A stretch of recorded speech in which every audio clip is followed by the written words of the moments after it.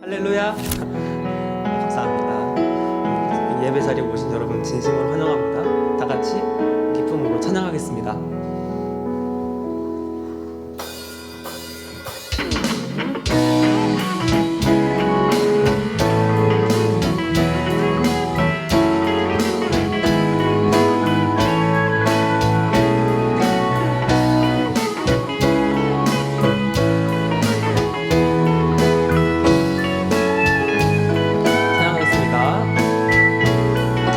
내 마음을 가득 채운 주 향한 찬양과 사랑 어떻게 표현할 수 있나. 수많은 찬양들로 그만 표현할 길 없어 다시 고백함이. 한 번 더 가겠습니다. 내 마음을 가득 채운 주 향한 찬양과 사랑 어떻게 표현할 수 있나. 수많은 찬양들로 그만 표현할 길 없어 다시 고백합니다. 주 사랑해요. 온 맘 다하여 말로 다 할 수 없어. 주 사랑해요. 찬양 받아주소서. 수많은 멜로디와 찬양들을 드렸지만 다시 고백하기 원하네. 주님은 나의 사랑 삶의 중심 되시오니 주를 찬양합니다. 주 사랑해요. 오 사랑해요. 온 맘 다하여 말로 다 할 수 없어. 오 주 사랑해요. 찬양 받아주소서.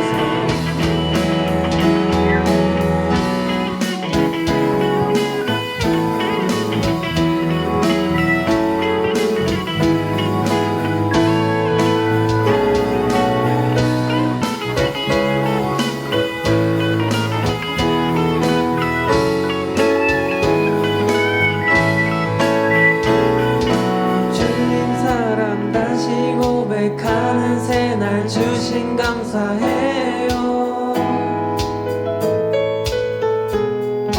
주님 사랑 다시 고백하는 찬양 주신 감사해요. 한 번 더 가겠습니다. 주님 사랑 다시 고백하는 새날 주신 감사해요.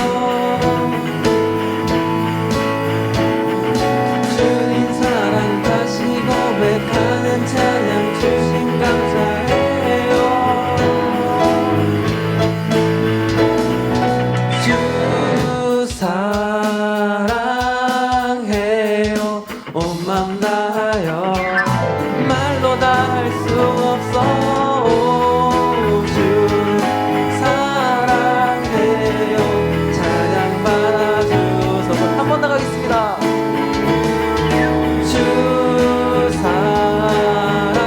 사랑해요. 온 맘 다하여 말로 다 할 수 없어. 주 사랑해요. 찬양 받아주소서.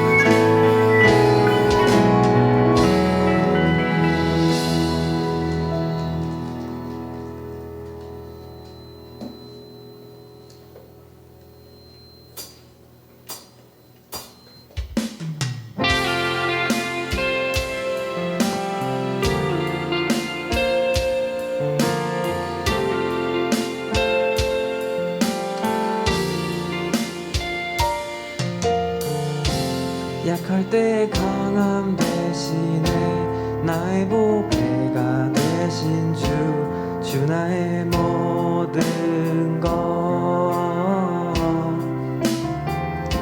주 안에 있는 보물을 나는 포기할 수 없네. 주 나의 모든 것. 한 번 더 가겠습니다. 약할 때 강함 대신에 나의 보배가 되신 주 나의 모든 것. 주 안에 있는 보물을 나는 포기할 수 없네. 주 나의 모든 것. 예수 어린 양 존귀한 이름. 예수 어린 양 존귀한 이름. 십자가 죄사하셨네. 십자가 죄사하셨네. 주님의 이름 찬양해. 주 나의 모든 것. 쓰러진 나를 세우고 나의 빈잔을 채우네. 주 나의 모든 것. 예수 어린 양. 예수 어린 양 존귀한 이름. 예수 어린 양 존귀한 이름. 한 번 더 고백하길 원합니다. 예수 어린 양 존귀한 이름. 예수 어린 양 존귀한 이름.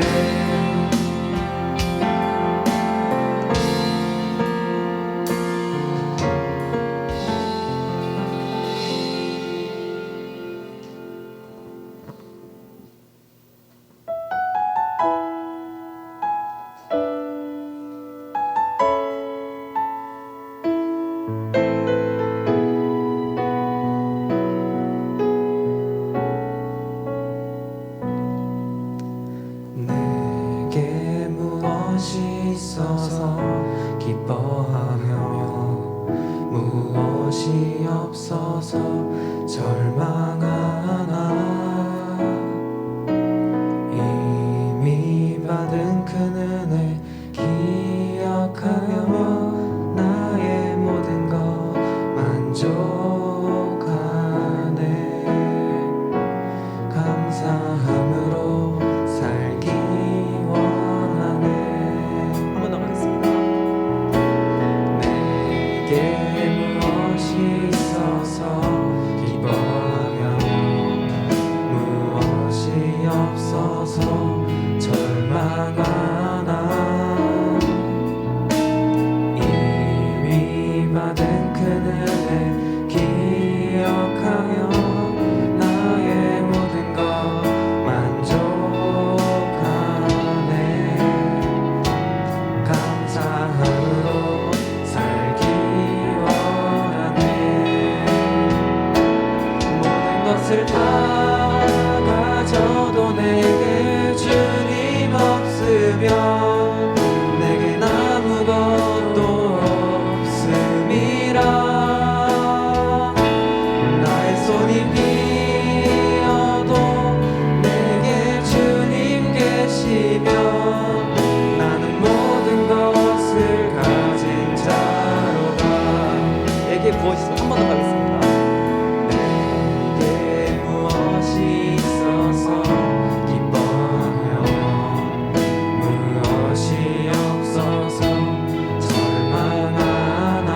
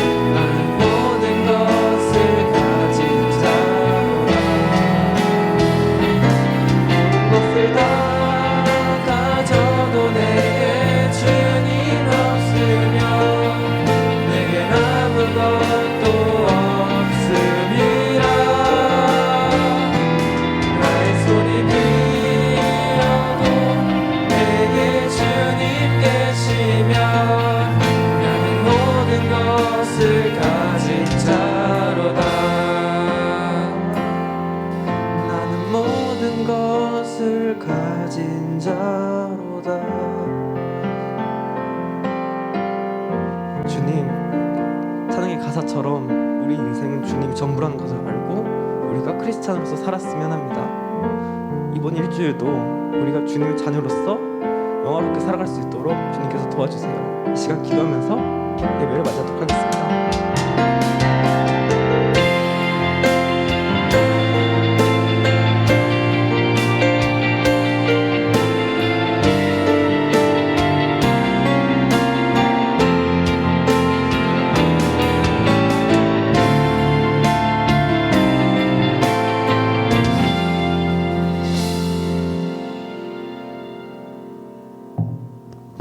모두 자리에서 일어나겠습니다.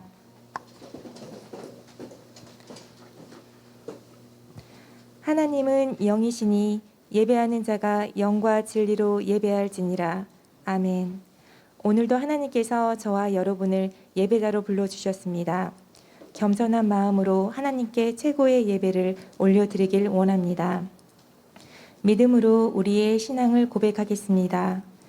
전능하사 천지를 만드신 하나님 아버지를 내가 믿사오며 그 외아들 우리 주 예수 그리스도를 믿사오니 이는 성령으로 잉태하사 동정녀 마리아에게 나시고 본디오 빌라도에게 고난을 받으사 십자가에 못 박혀 죽으시고 장사한 지 사흘 만에 죽은 자 가운데서 다시 살아나시며 하늘에 오르사 전능하신 하나님 우편에 앉아 계시다가 저리로서 산 자와 죽은 자를 심판하러 오시리라. 성령을 믿사오며 거룩한 공회와 성도가 서로 교통하는 것과 죄를 사하여 주시는 것과 몸이 다시 사는 것과 영원히 사는 것을 믿사옵나이다. 아멘. 모두 앉아 주십시오. 우리를 대표해서 1-1 목장에서 기도하겠습니다.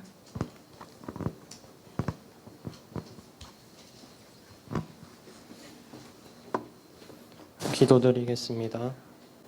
하나님 아버지, 오늘도 이렇게 현장에서 줌에서 예배를 위해 모이게 해주셔서 감사합니다. 하나님, 이 시간 우리의 마음을 열어 하나님께 진실된 예배를 드릴 수 있도록 해주세요. 한 주간 하나님의 자녀답게 지냈는지 돌아봅니다. 그리고 매 순간 하나님의 말씀 앞에서 순종하였는지 돌아보면 부끄러운 순간이 있습니다. 하나님 외에 다른 것을 마음을 뺏기고 살아온 것을 용서해 주세요. 날마다 죄 가운데 살아가는 저희를 불쌍히 여겨주시고 죄에 머무른 것이 아니라 조금씩 하나님께 나아가는 삶을 살 수 있도록 성령으로 인도해 주세요. 새로운 한 주를 시작하며 다음 이곳에 모일 때까지 저희들의 마음과 생각을 지켜주세요. 예수님의 이름으로 기도드렸습니다. 아멘.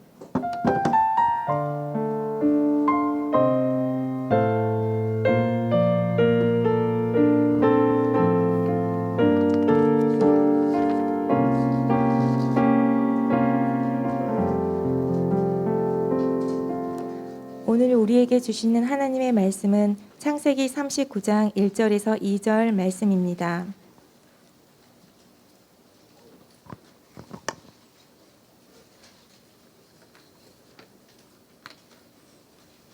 구약성경 60페이지입니다.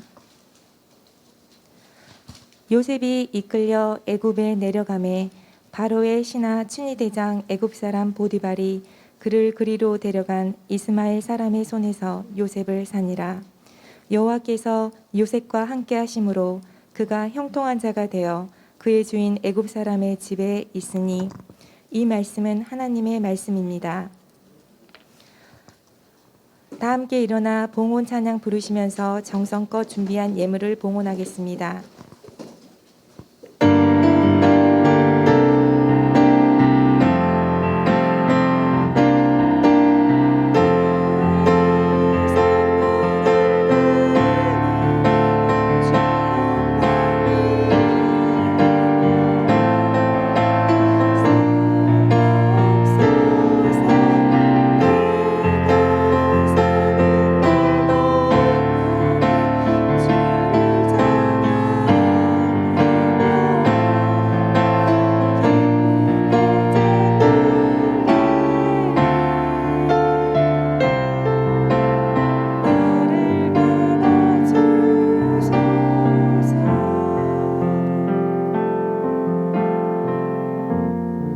좋으신 하나님, 이 시간 저희들의 정성을 모아 하나님께 헌금을 드립니다. 우리의 소유와 삶 전체가 하나님의 것임을 고백합니다. 마음을 다해 드리는 예물을 통해 하나님이 영광 받으시고 이 예물이 주님께서 기뻐하시는 곳에 사용되게 하옵소서. 예수님의 이름으로 기도드립니다. 아멘. 모두 자리에 앉아 주십시오. 고차원 총무님께서 함께 하시는 하나님이라는 제목으로 하나님의 말씀 전해 주시겠습니다. 말씀 듣기 전에 우리 함께 기도하겠습니다. 하나님, 말씀을 듣습니다. 그리스도를 내어주시기까지 우리를 하나님의 자녀로 삼으신 주님 말씀 앞에 바로 서길 원하오니 말씀하여 주시고 듣는 저희들이 믿음으로 반응하도록 인도하여 주옵소서. 부족한 종이 말씀을 대신 전할 때 오직 하나님의 뜻만 나타나도록 입술을 주장하여 주옵소서. 우리를 향하신 뜻을 기대하며 예수님의 이름으로 기도합니다. 네. 저는 초등학교 3학년 때부터 외국에서 살았습니다. 그래서 한국 문화와 전통들을 잘 몰랐는데 대학생이 되고 한국에 와서 조금씩 경험하면서 한국적인 것들을 좋아하게 되었습니다. 특히 경복궁, 창덕궁 같은 곳을 가면 한국적인 것을 느낄 수 있잖아요.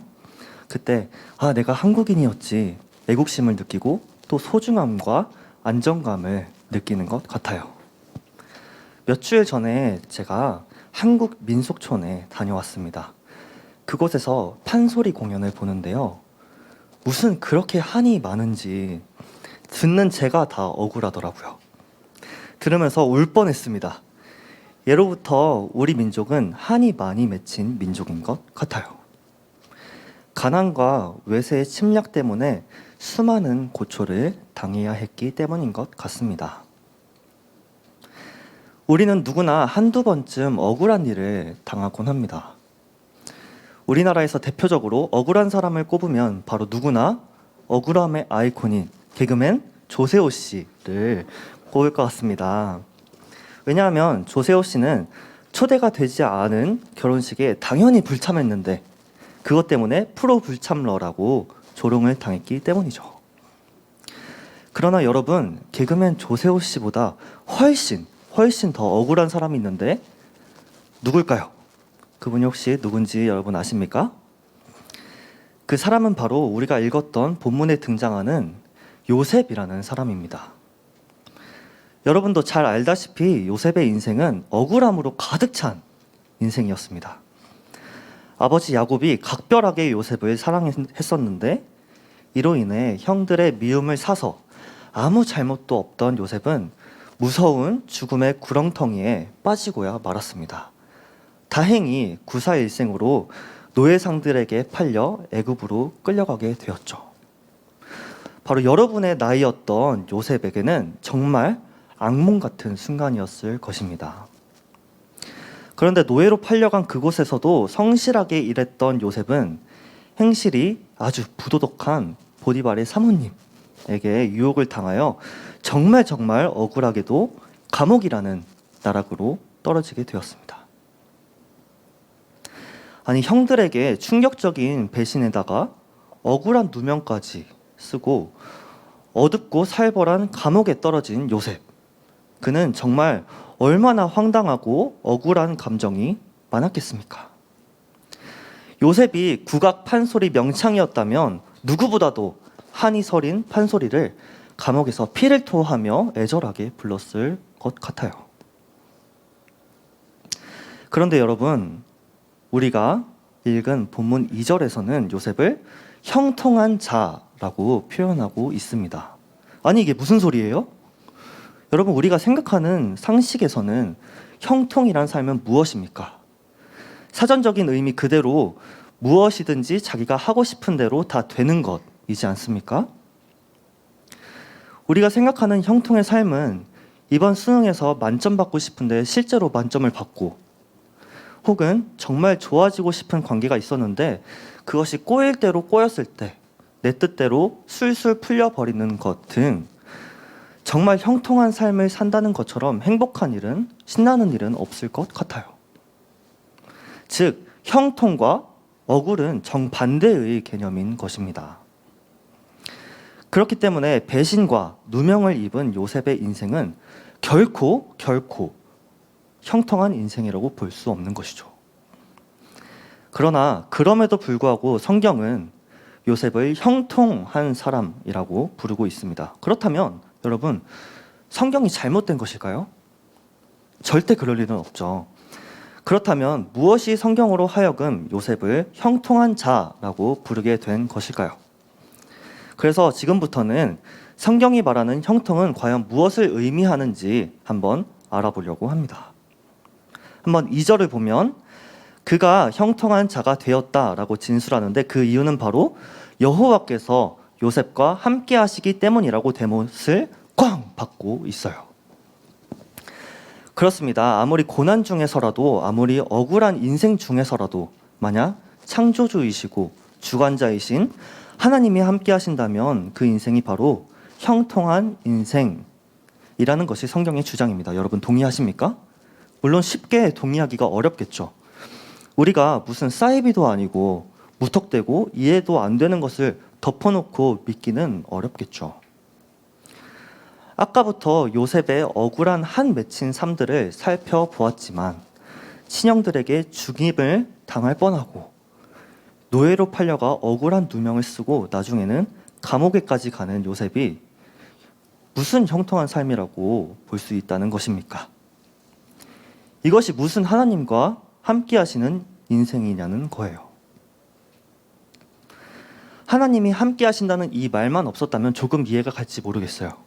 그런데 굳이 여호와께서 요셉과 함께 하심으로 그가 형통한 자가 되었다고 합니다. 세상 사람들이 봐도 이 여호와라는 신은 별로 인간을 사랑하지 않는 가짜 신인 것 같아요.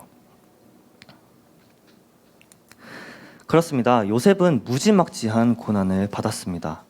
그 전에 성경의 표현대로 채색 옷을 입은 요셉은 산전수전 다 겪은 아버지 야곱으로부터 아마 하나님에 대해 잘 배웠을 것입니다. 왜냐하면 그 당시 아버지가 채색 옷을 입혔다는 것은 자신의 상속자로 택함을 받는 것이기 때문입니다. 즉 12아들들을 대표하는 장자로 이미 선택을 받았던 것이죠. 아마 모르긴 몰라도 요셉이 어려서부터 총명하고 하나님의 말씀에 잘 반응하였기 때문일 것입니다. 그래서 야곱은 무식하고 질투심 많고 포악한 형들보다 어질고 경건한 요셉을 장자로 선택하였을 것이고 그에게 장자로서의 삶을 교육하였을 것입니다.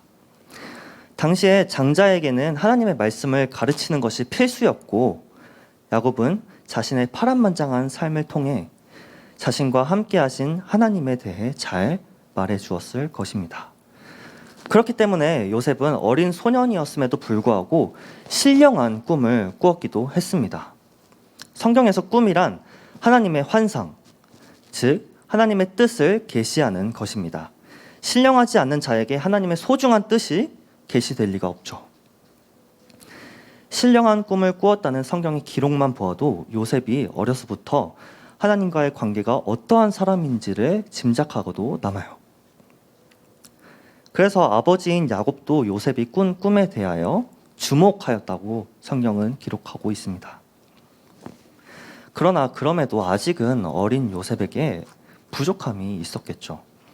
형들에게 그 신령한 꿈을 이야기를 하며 마치 자랑하고 다니는 듯한 인상을 주었기 때문입니다.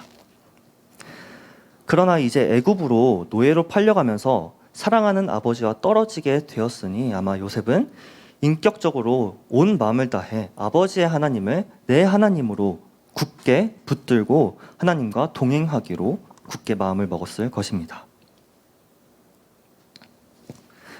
누구나 성공을 위해 살아갑니다. 모두가 세상에서 성공하면서 평탄한 삶을 살면서 그러면서도 말씀 안에서 성숙한 믿음을 갖고 싶습니다. 하지만 안타깝게도 하나님의 생각은 우리와 다른 것 같아요. 오히려 하나님은 고난을 통해서라도 우리를 하나님의 자녀다운 수준으로 높이시기를 원하시는 것 같기도 합니다. 왜냐하면 결론적으로 보면 하나님은 요셉을 들어 하나님의 거대한 계획을 이루셨습니다. 즉 가나안 지역의 한 족장 아들을 들어 당시 세계 최강인 애굽 총리로 만드신 것이죠. 그래서 사방에 7년 대기근이 들었을 때 수많은 민족들을 살리게 합니다. 더 나아가 하나님 나라가 이루려면 먼저 뭐가 있어야 해요? 나라를 이루려면 뭐가 먼저 있어야 돼요? 백성이 있어야 하잖아요. 70명에 불과하였던 야곱의 가족들을 애굽의 고센 땅으로 불러 무려 200만이 넘는 이스라엘 민족으로 성장시키는데 야곱이 결정적인 역할을 했습니다. 그래서 나중에 이스라엘 민족이 출애굽하여 오늘날 이스라엘이 되고 그 민족 가운데 우리 구주 예수 그리스도를 예비하게 되었죠. 이런 원대한 하나님의 계획을 이루는데 단초가 되는 인물이 바로 요셉이라는 것입니다. 비록 그의 인생은 고난의 인생이었지만 하나님은 그런 그의 고난 가운데서 그를 명실상부한 애굽의 총리로 준비를 시키고 있었던 것이죠.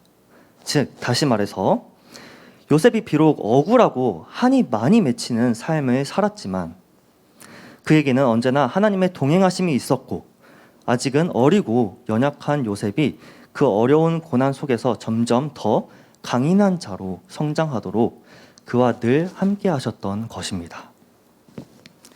그래서 이런 모습을 성경에서는 형통이라고 부르는 것입니다. 우리가 생각하는 형통과는 차원이 다른 형통입니다.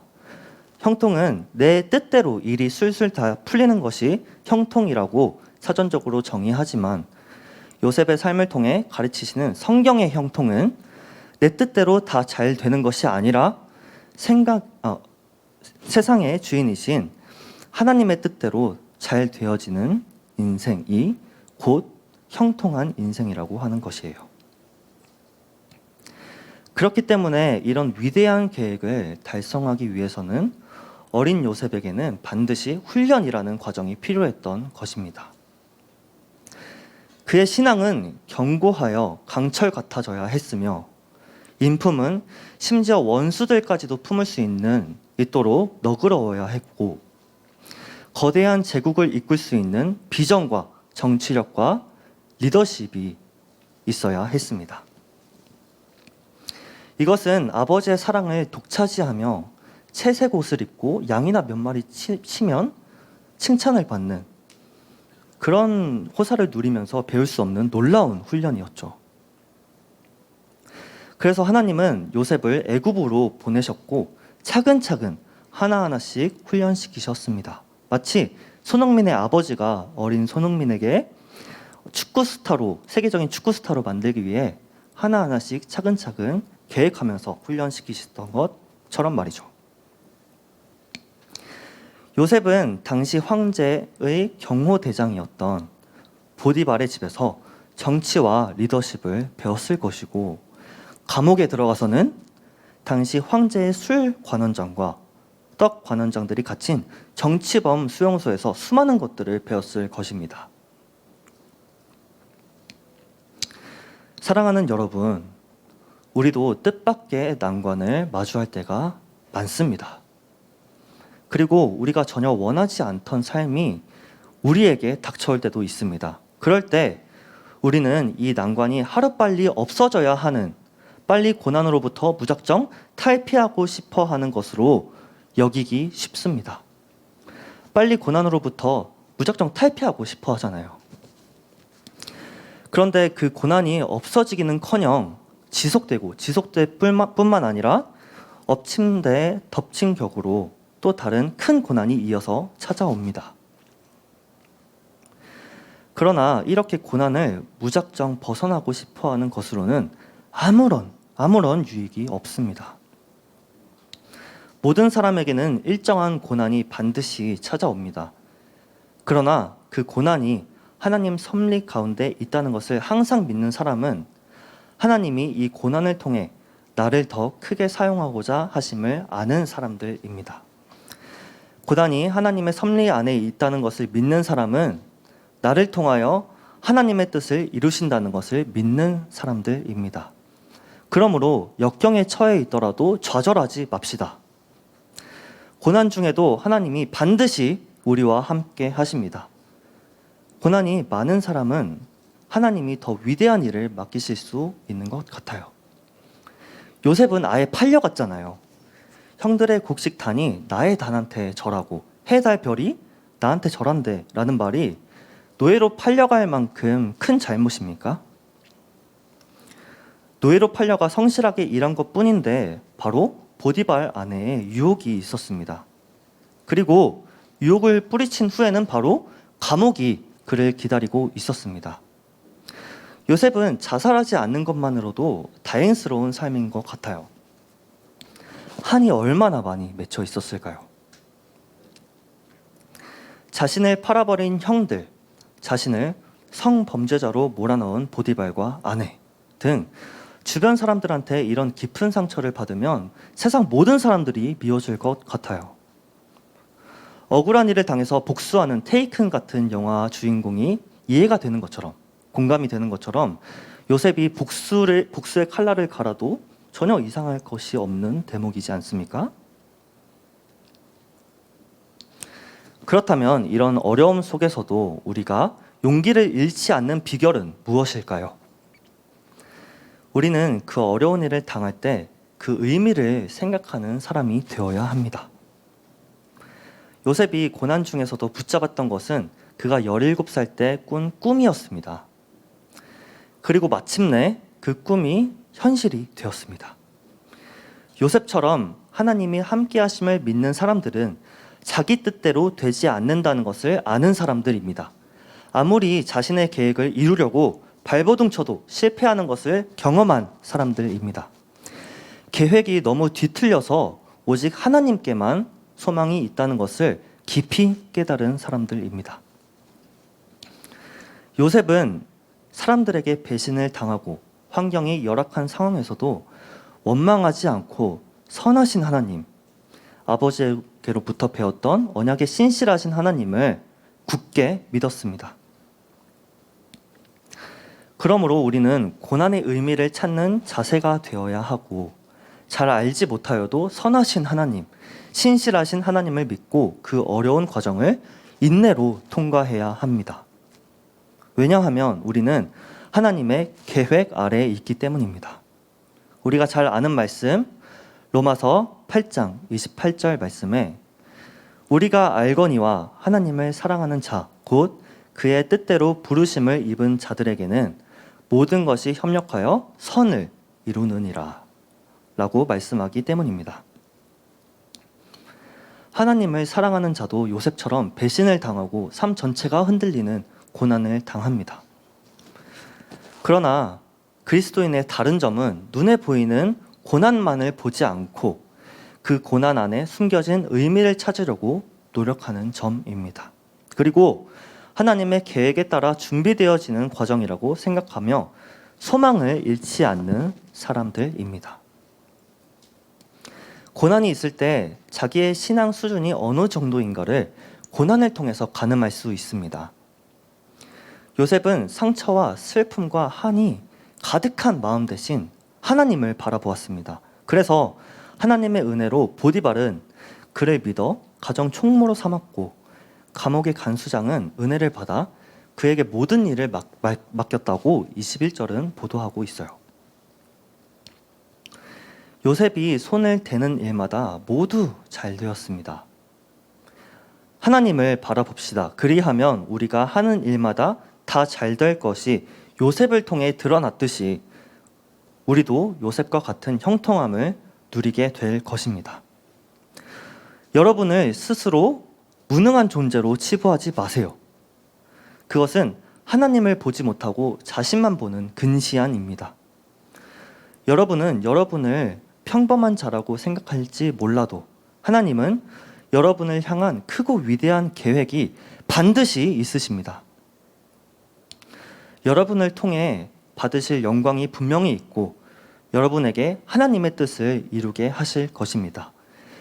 죄인인 여러분을 위해, 여러분을 구원하시기 위해 당신의 아들 예수님을 보내어 죽게 하셨고 여러분의 삶을 통하여 하나님의 뜻이 이루어짐으로 하나님의 영광을 받으시기 위해 여러분을 지으셨습니다. 그렇기 때문에 우리는 절대 낙심하거나 절망하지 말아야 합니다. 우리의 정체성은 무엇입니까? 하나님의 자녀입니다.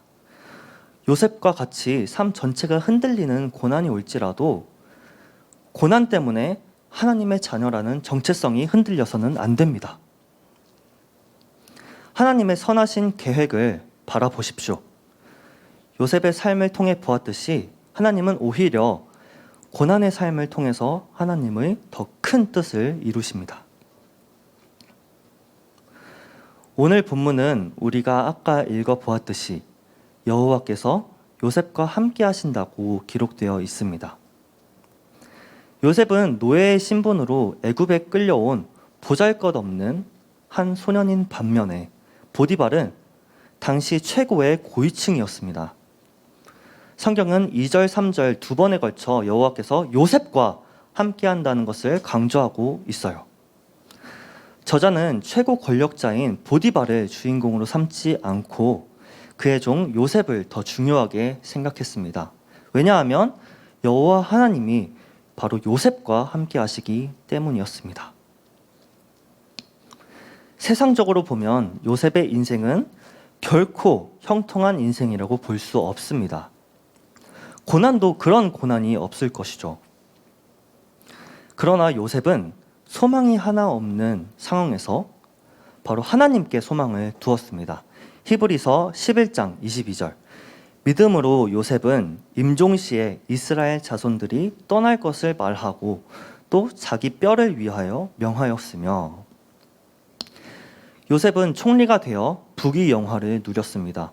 먹는 것, 마시는 것, 입는 옷 모든 것이 최고급으로 바뀌었어요. 우리말로 떡상이라고 하죠. 떡상했어요. 그러나 세상적으로 성공한 요셉의 소망은 하늘에 있었습니다. 조상 대대로 내려오는 약속의 땅, 가나안 땅을 바라보았습니다. 그래서 죽기 직전에 이스라엘 백성들이 출애굽할 것을 알았고 출애굽할 때 자신의 뼈를 같이 가나안 땅으로 들고 가달라고 하였습니다. 당대 최고의 대우와 대접을 받았지만 감옥에서 그렇게 죽도록 훈련되어졌던 그이기에 죽기 전까지 늘 하나님께 소망을 두었던 것입니다. 여러분의 소망은 과연 어디에 있습니까? 이 땅에 있습니까? 하늘에 있습니까? 우리는 세상에서 행복과 슬픔을 느끼고 살아갑니다. 그러나 우리는 하늘의 뜻을 이 땅 가운데 이루도록 사는 사람들입니다. 그리고 궁극적으로는 이 땅에 소망이 있는 것이 아니라 하늘에 소망을 두어 사는 사람들입니다. 요셉은 고난이 닥쳐오더라도 하늘에 소망을 두어 살았습니다.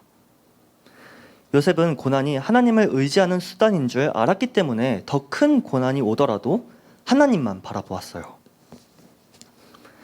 하나님은 고난을 당하는 요셉에게 가만히 지켜보고 있지 않으시고 그가 하는 일마다 다 잘 되도록 은혜를 허락하셨습니다.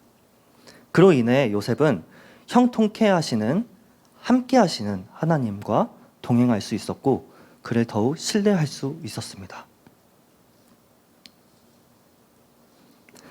여러분, 저는 지금까지 요셉의 삶을 매우 칭찬하면서도 우리도 그렇게 살자라는 적용을 여러분과 같이 했습니다. 그러나 여러분, 이런 저의 태도는 과연 옳은 것일까요? 해 아래 모든 인간은 죄인일 뿐이라는 로마서 3장 10절의 말씀처럼 한 인간을 슈퍼맨으로 묘사하는 것은 결코 안 될 것 같아요. 그러나 요셉의 삶은 칭찬하지 않을 수 없습니다. 왜냐하면 그가 바로 우리 주 예수 그리스도를 예표하는 인물로 성경에 기록되었기 때문입니다. 사실 요셉의 인생 스토리에는 복음이라는 놀라운 이야기가 숨겨져 있습니다. 왜냐하면 요셉의 삶은 우리를 위해 십자가를 지신 우리 주 예수 그리스도의 삶이기 때문입니다. 한번 열거해 볼까요? 요셉은 형들의 시기와 질투로 죽음의 구렁텅이에 빠지고야 말았습니다. 우리 예수님도 같은 민족 유대인들의 모함으로 십자가에 달리게 되었죠. 요셉은 보디발의 아내의 시험을 당했으니 이를 이겨냈습니다. 우리 주님도 공생애를 시작하시면서 첫 번째로 마귀의 시험을 광야에서 당하셨지만 이겨내셨어요. 요셉은 감옥에서 모든 고난을 당했습니다. 우리 주님도 골고다 언덕과 33년 인생이 고난의 연속이었어요. 심지어 은 20세겔에 팔린 요셉은 가룟 유다에게 은 30에 팔릴 예수님과 어쩜 이렇게 똑같을 수 있을까요? 또한 요셉은 감옥에 갇힌 자들의 꿈을 해석해 주었는데 그 꿈의 해석대로 3일 후에 그 꿈들이 그대로 이루어졌습니다. 여러분이 잘 알다시피 술 관원장은 3일 만에 자유를 얻고 떡 관원장은 같은 날에 목이 잘립니다. 예수님도 십자가 양 옆에 2명의 범죄자들이 있었죠. 그중 한 사람은 구원을 받고 한 사람은 끝까지 예수님을 부인하고 구원받지 못했어요. 감옥에 갇혀 형벌을 받은 것과 3일 뒤에 일어난 사건, 그리고 두 범죄자들은 결코 우연이 아닙니다. 예수님을 예표하기 위해 이뤄진 것이죠. 그리고 요셉이 총리가 되고 이제 형들이 찾아왔습니다. 극심한 기근이 들어 먹을 것을 구하러 이방 나라에게 갔는데 이방 나라의 총리가 자기들이 팔아버린 동생 요셉이었어요. 이거 누구의 모습이에요? 이거 우리의 모습이잖아요. 우리가 예수님을 팔고 못 박았다가 이렇게 주님 앞에 다시 왔잖아요. 자, 요셉이 형들에게 자신이 동생인 비밀을 밝히면서 한 말이 창세기 45장 5절입니다. 제가 읽어드릴게요. 당신들이 나를 이곳에 팔았다고 해서 근심하지 마소서, 한탄하지 마소서. 하나님이 생명을 구원하시려고 나를 당신들보다 먼저 보내셨나이다. 우리는 요셉의 이 말을 통해서 하나님이 요셉에게 보여주신 꿈, 즉 하나님의 구원 계획을 알 수 있습니다. 요셉이 형들에 의해서 팔려가고 종 생활을 성실히 하다가 감옥에서 형벌을 받고 형들의 생명을 구한 것은 바로 예수님이 하늘에서 내려오셔서 우리들을 섬기시다가 십자가 형벌을 받고 우리에게 생명을 주신 것을 의미합니다. 성경은 놀랍게도 요셉의 인생을 통해 사실은 장차 오실 우리 주 예수 그리스도의 인생을 미리 보여주고 있습니다. 그래서 성경의 모든 사건들과 인물들은 예수 그리스도를 예표하는 것들입니다. 그 예표를 통해 우리는 더욱 주 예수 그리스도가 어떠신 분인가를 피부로 체감할 수 있는 것이죠. 결론입니다. 우리는 요셉의 이야기를 통해 형통한 삶이 무엇인지를 배웠습니다. 형통한 삶이란 내 뜻대로 만사가 술술 잘 풀리는 것이 아니라 오히려 하나님의 뜻이 내 인생 가운데 이루어지는 삶이 곧 형통한 삶이라는 것을 우리는 알았습니다. 물론 그 과정에서 억울함과 고난과 실패와 이해할 수 없는 역경이 있을 수도 있습니다. 그러나 사실 그 과정은 나를 더욱 강철 같은 신앙인으로 만들어 위대하고 놀라운 하나님의 구원 사역에 쓰시려는 과정임을 이해할 수 있어야 했습니다. 그래서 요셉은 부족했지만 늘 하나님과 동행하는 삶을 살려고 노력했고 고난 중에서도 하나님을 의지하는 삶을 살았습니다. 그리하여 마침내 하나님이 원하시는 사람으로 만들어져 야곱의 가정을 구원하고 전 인류를 죽음으로부터 구원하는 데 사용되어졌어요. 사랑하는 고등부 여러분, 여러분은 여러분의 인생이 어떤 인생이 되기를 원하십니까? 좋은 강남 아파트에서 열심히 공부해서 좋은 대학에 가고, 좋은 직장을 얻어서 결혼해서 자식을 낳고, 좋은 차를 타고 다니며 맛있는 밥을 먹고 차를 마시는 그런 인생을 살고 싶으십니까? 요셉도 한바탕면 그런 삶을 살 뻔했죠. 채색 옷을 입고 재산이 눈앞에 있었잖아요. 그러나 우리의 인생은 결코 그렇게 살라고 주어진 것이 아닌 것 같아요. 그건 형통한 삶이 아니라고 성경은 말하고 있어요. 왜냐하면 자기가 원하는 대로 술술 풀리는 삶을 꿈꾸고 있기 때문이죠. 그러나 하나님은 하나님과 동행하는 삶이 형통한 삶이고 하나님의 뜻을 이루는 것이 위대한 삶이라고 오늘 설교하고 있는 것입니다. 신이신 우리 예수님도 얼마든지 하늘나라에서 당신이 원하시는 삶을 사실 수 있으셨을 것입니다. 그러나 그 하늘 보좌를 버리시고 종의 형체가 되어 버러지 같은 인간들의 손에 죽으셨죠. 그러나 그것을 통해 인류의 죄를 대속하고 우리를 구원하여 영원한 하나님의 백성으로 복을 주셨습니다. 여러분이 이 세상에서 자기 뜻대로 좀 형통한 삶을 누릴지 모르나 그 인생이 지옥에 떨어지면 무슨 소용이 있겠습니까? 그리스도의 고난과 죽음이 우리를 지옥의 형벌을 면하게 하셨는데 그 은혜를 받았다는 우리가 욜로의 인생과 육체의 편안한 인생 그것만을 꿈꾼다는 것은 정말 뭔가를 모르는 사람인 것 같아요. 복음을 정말로 아는 자라면 결코 그런 형통의 인생 따위는 꿈꿀 수 없죠. 우린 하나님의 형통을 배워야 합니다. 요셉에게 그러하셨듯이 나를 향한 하나님의 원대한 꿈을 볼 수 있어야 하고 내 꿈이 이루어지는 것이 아니라 어찌하든지 하나님의 꿈이 내 삶을 통해 이루어지는 놀라운 꿈을 꾸어야 합니다. 그래야 원치 않는 누명과 역경과 고난 속에서도 그것을 이겨낼 힘이 주어지는 것이고 이를 통해 나의 신앙과 비전은 더욱 강철 같아지면서 세상이 감당하지 못하는 사람들이 되어 이 땅 가운데 하나님의 뜻을 실현시키며 살아가는 요셉과 예수님 같은 삶을 살게 됩니다. 여러분 모두가 그런 삶을 사시기를 주님의 이름으로 기원합니다. 아멘. 우리 요셉의 삶을 떠올리면서 이 가사의 고백이 우리의 고백이 되길 바라면서 찬양하겠습니다.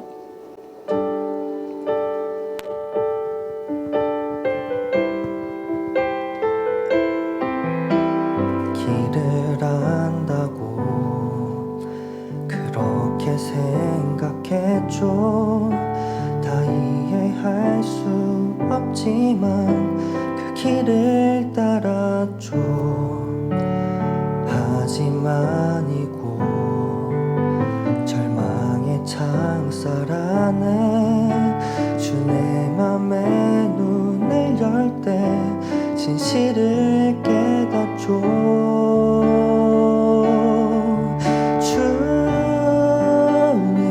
주님 다시 줘 나의 길을 내 삶을 다 맡깁니다. 내 길 더 잘 아시니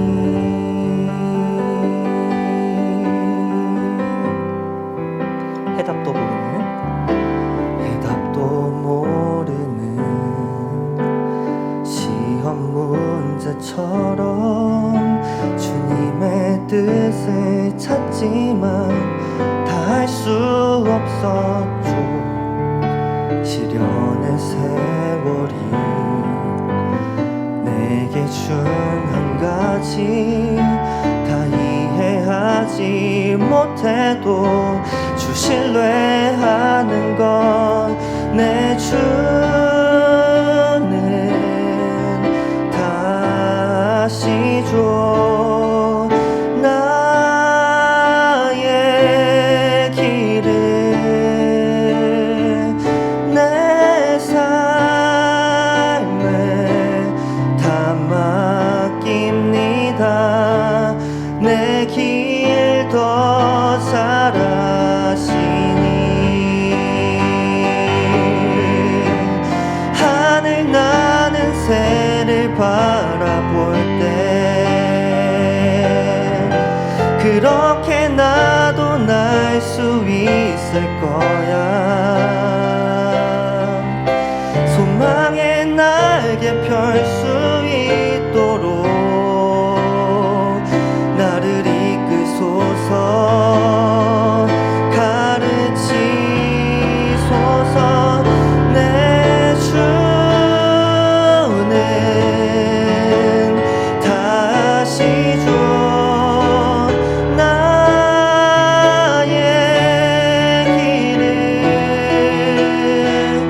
내 삶을 다 맡깁니다 나 비록 알지 못하나 주님 더 잘 아시니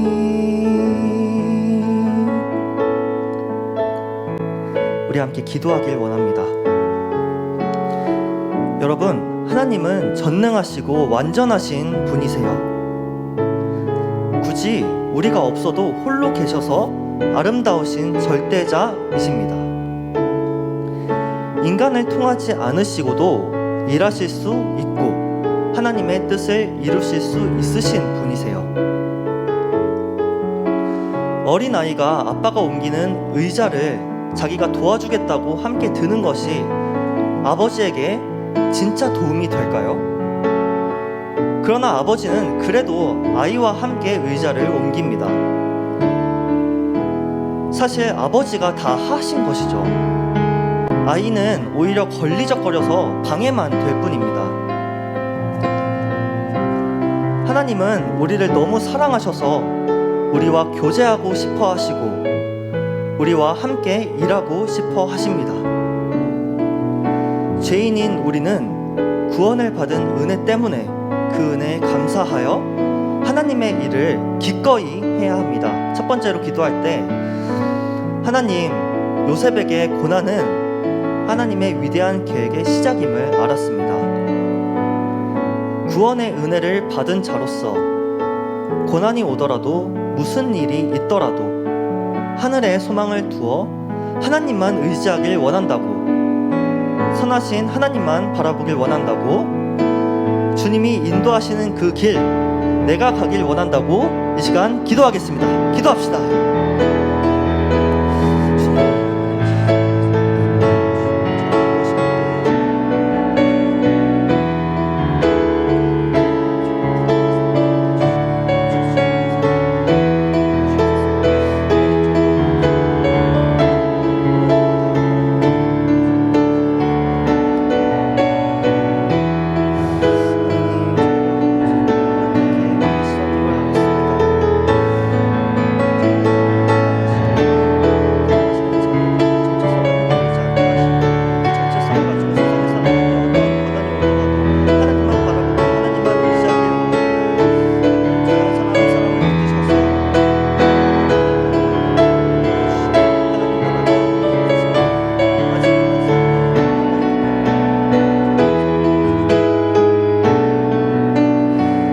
번째로 기도할 때 하늘의 뜻이 이 땅 가운데 이루어지도록 앞장서는 삶이 형통한 삶임을 배웠습니다. 하늘의 뜻이 무엇입니까? 요셉과 예수님의 삶을 통해 하나님의 어떠한 뜻이 나타났습니까? 하나님은 요셉을 통해 하나님의 구원 계획이 드러났고 예수님을 통해 이루셨습니다. 예수님을 통해 이루어진 하나님 나라는 임했지만 동시에 아직 이루어지지 않았어요. 아직도 구원할 백성들이 있습니다. 우리의 삶을 통해 하나님의 뜻은 이 땅에 복음화인 줄 믿습니다. 하나님, 우리의 삶의 목적이 복음을 나타내는 삶이 되길 원합니다. 용기를 주시고 말씀으로 은혜로 무장하게 하셔서 담대히 복음을 전하는 저희들 될 수 있도록 인도해달라고 기도하겠습니다.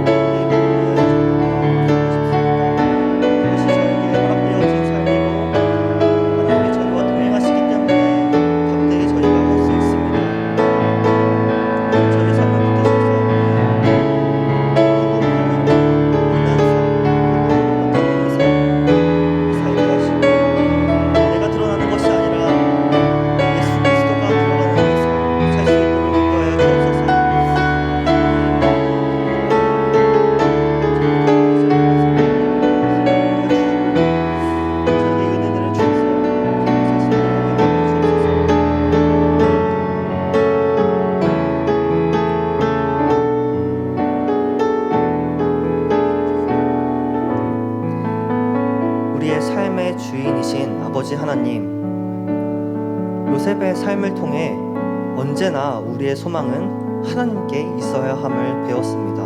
하지만 지금도 조금만 흔들리면 좌절하는 저이기 때문에 나중에 엄청 큰 고난이 닥쳐올 때 흔들릴 게 뻔합니다. 그러나 요셉은 더 큰 고난을 받았지만 하나님이 함께 하신 것을 보았듯이 우리 가운데 함께 하시는 하나님을 전적으로 믿습니다. 나를 위하여 하늘 보좌 버리고 이 땅에 죽으셔서 나에게 생명을 주신 예수님을 기억하며 그 생명을 나만 갖고 있는 것이 아니라 남에게 베풀었던 요셉과 예수님처럼 복음을 전하는 일에 저희를 사용해 주옵소서.